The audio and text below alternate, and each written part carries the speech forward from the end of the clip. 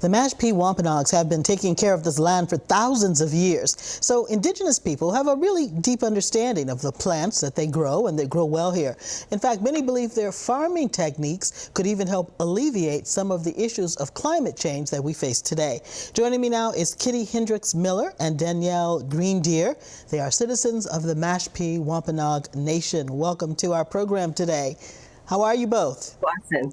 Good, Very good, well, good. thank you. Kitty, explain how Indigenous gardening is different from conventional gardening techniques.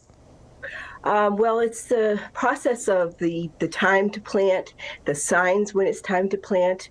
When the oak tree is the size of a mouse's ear is a wonderful way to know it's getting to be planting time for the corn. Also, when the shad bush is in bloom.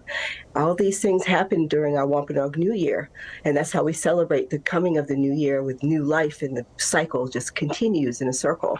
So we start the corn. The corn is the largest and the most hungry of the plants. Mm-hmm. And the corn gets planted during that time during the new moon. And when that corn seedling is about hand high, then you plant your beans around the base of that. And the beans are pole beans, which use the stalk to climb, like Jack and the Beanstalk. Mm-hmm, mm-hmm. And those the nitrogen is put back into the earth. The earth is hungry. The corn plant is extremely greedy and hungry. So that nitrogen is put back into the soil, into the mother. And then you plant the squashes, and there's a lot of varieties of squashes. So it's a kind of a layered process. Danielle, exactly. Talk to us more about the significance of the corn.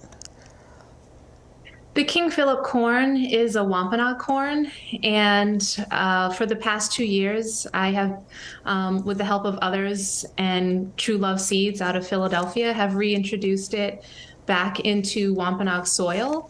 So this is the first time in over 100 years that Wampanoags have grown our own corn. And the corn is a red flint corn. It comes in a variety of colors. But it's really important that we maintain our relationship with this food source, and that we grow her, nourish her, and eat her, and create ceremonies and rituals around this plant being. She's very important to many Native American tribes, and I'm excited that we have rematriated her back. It's an essential building block in the Indigenous diet, isn't it? Absolutely, absolutely. If not one of the most important plant beings in our diet. What's the difference between the locally grown corn that I buy at the grocery store today, the yellow corn, and the corn that you're growing?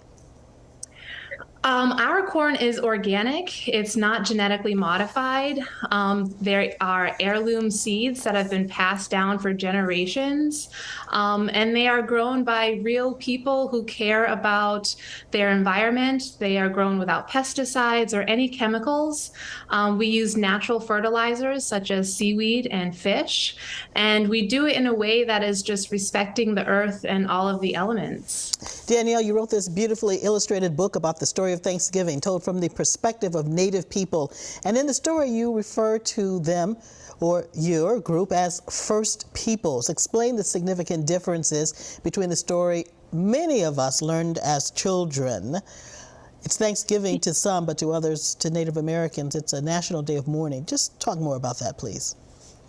Correct. Many of most Americans are just celebrating a glamorized, mythical, national patriotic holiday that has very little ties into the actual historical event that happened between the First Peoples and the newcomers about 400 years ago. It's important that we give a name to these Indians that everyone just celebrates blindly on Thanksgiving. It's important that people recognize that the Wampanoag Nation still exists and that we are thriving.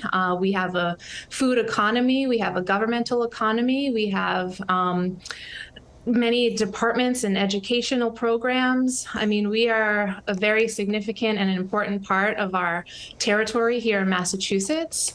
And so I wanted to put that out on the national forefront and offer kids the authentic, true story of the Wampanoag people.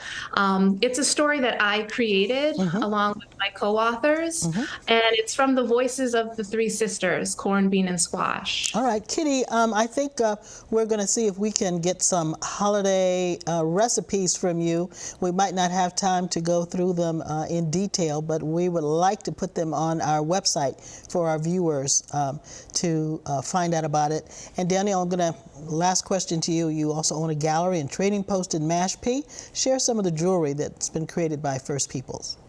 Absolutely. Wampum, which comes from the quahog shell, is one of the most important and preserved jewelry that we have. I have many different artists featured here: Anawan Whedon, Hartman Dietz, Micaiah Stasis, David Greendeer, Jay Greendeer Wampum. So many amazing and talented artists from all of the East Coast who are still harvesting the quahogs in a sustainable way. They're still working with the shell. And still just representing and evolving our cultural arts. All right, Kitty Hendricks Miller and Danielle Greendeer, thank you so much for joining us. And once again, Danielle's book is Keepunamuk, a Weeachaman Thanksgiving story.